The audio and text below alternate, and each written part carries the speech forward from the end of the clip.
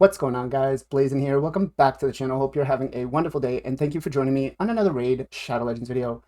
Guys, I'm excited because I can predict the future. If you look at the guy right behind me, this big, old, lovely panda, which, hey, just to say, I'm thinking they're acknowledging a particular clan out there, so I'm not going to say which one, but sake of pandas. We've got a new fusion coming up, and it's going to be starting on Thursday, and they're announcing it on a Monday, right? Which I had no prior knowledge to making my original video, but it just seemed like the stars were aligning. So we have Bambus Fourleaf. Great job on being dyslexic friendly on the name. Really solid, right? I'm stoked that he's a panda, guys. I'm really loving it. Now, he is going to be a skinwalker. The vibe I got from him actually felt more like a shadowkin, but skinwalker works quite well. He is going to be magic, affinity, support based. They didn't tell us if he's going to be attack or HP or defense. I'm guessing, though, reading his skill kit might be HP, right? So let's take a quick peek at what he looks like, right? Again, I really like the skin here. Like they're going for like the whole brewmaster thing, which is kind of cool. Kind of fits in with Oktoberfest, right? Really looks awesome. And for anybody who played World of Warcraft, you'll know a brew master monk was one of the best monks you could play, and if you were in an arena with them, good luck, good luck. But let's dive into the skill kit.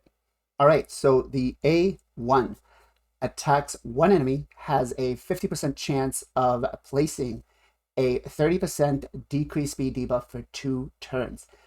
Keyword here is placing, right?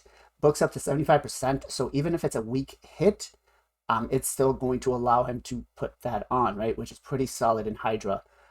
Now, this is where it gets really interesting because the second part of this skill will attack all enemies instead if the initial target is already under 2 debuffs or more. This attack has a 40% chance, books up to 60% chance of placing a 30% decrease speed debuff for 2 turns. Definitely screams out Hydra, right? Definitely. Decreased speed is the #1 debuff you want to bring to Hydra. So A1, I mean, it's insane. Borderline, like, best A1 out there for PvE content, right? Then, I don't know why they put this part on, but places a sleep debuff on the champion for 1 turn. This debuff cannot be resisted. I get it. Pandas sleep a lot when they eat, but I guess maybe with the passive, it'll make some sense. We'll have to wait and see. 4 books, pretty solid. Definitely would suggest booking the A1. The A2 attacks all enemies. Before attacking, places a shield buff on all allies equal to 30% of their max HP for 2 turns. Also increases the duration of all buffs on all allies for 1 turn. Basically, works a little bit like a Krisk A2, where he's going to increase the duration of all buffs. He's going to place the shield buff. And so I could see this guy coming in for that Infinity Clan Boss team on Hydra. I think he's going to be insane with Brogni. With some masteries, you could definitely get it up to a 4 turn, which screams out Scarab King, screams out Clan Boss, screams out Hydra. I mean, it's a very solid A2 just on that. But we have more. After attacking, has a 75% chance of decreasing the duration of all enemy buffs by 1 turn, even if the attack lands a weak hit. So we're going to be decreasing the duration of every buff out there, and even if it's a weak hit, we don't really care. Also increases the value of any shield buff on all allies by 2% for each enemy buff that had its duration decreased by this skill. So this part is going to work a lot like a Godseeker in Ares, right? Decreases their skill, their debuffs or their buffs, increases our buffs, which is huge for Hydra. And then the little caveat on there, the 2% for each one. So if the Hydra for some reason has 10, then you're going to get an extra 20% shield growth, right? So between him and Brogni, that cadaver, man, I really hope they don't nerf him at this point. All right, and then again is gonna place it as sleep on himself, and it cannot be resisted. So we do book it up to 100% chance on a 4-turn cooldown. Pretty solid, right? All right, so the A3, target an enemy, place a 50% increase accuracy and a 50% increase attack buff on all allies for 2 turns. That's pretty nuts. Screams out bomb champions to me, right? Not really a big thing in Hydra. We do care about the increased accuracy in Hydra, but we don't really care about the increased attack, right? Unless you're bringing in like a Turvold or something. Then places a 75% chance, books up to a 100% chance of placing an enfeebled debuff on the target enemy for 2 turns. Enfeebled debuff cannot be placed on bosses. Enfeebled debuff makes it so that you only take weak hits.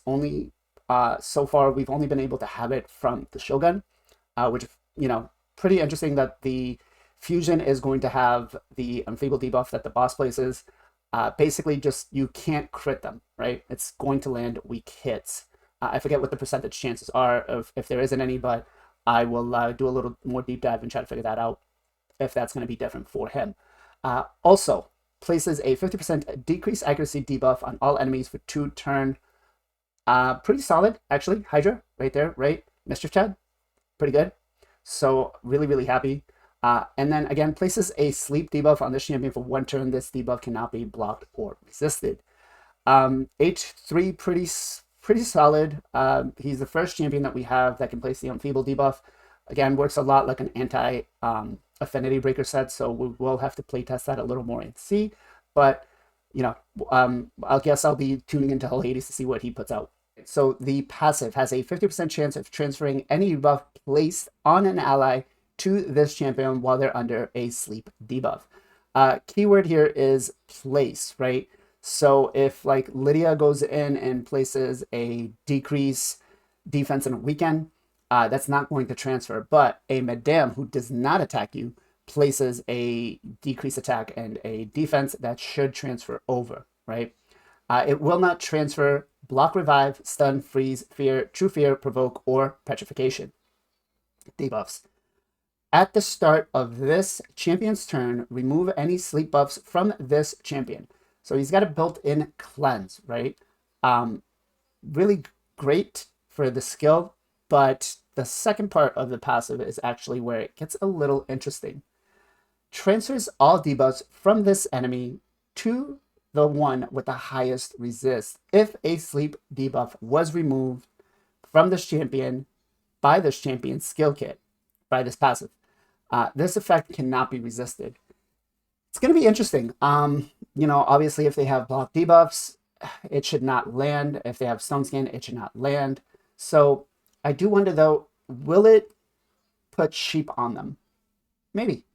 It is a protected buff. We'll have to, again, play test that and see. But overall, Kit screams out kind of fun, kind of interesting. Not somebody I'm going to want to miss, right? He is the first champion to bring an Enfeeble debuff, so that is going to be something I'm looking to play test with. And then the reason I think he's an HP ally is because he's bringing an HP aura, 25% in all battles. So, guys, let me know, are you going to be going for the fusion? Does he seem interesting enough to you? Unfortunately, he is not a legendary champion, but he still seems pretty solid to me. So I'm definitely going to go for him on my main account. I will be doing it on Steven's account as well. So again, I was right on the fusion. I was wrong on the mythical part. I was right that it's going to come Monday and it's going to start right after CVC. So we are going to have a lot of watch outs. Obviously, guys, make sure that you are, you know, not destroying your shards or energy. You're going to be enticed quite a bit here. So just keep an eye out. Don't drain your resources, right? As always, much love, much appreciation. Be safe, be well, be good to each other. I'll catch you guys in the next one.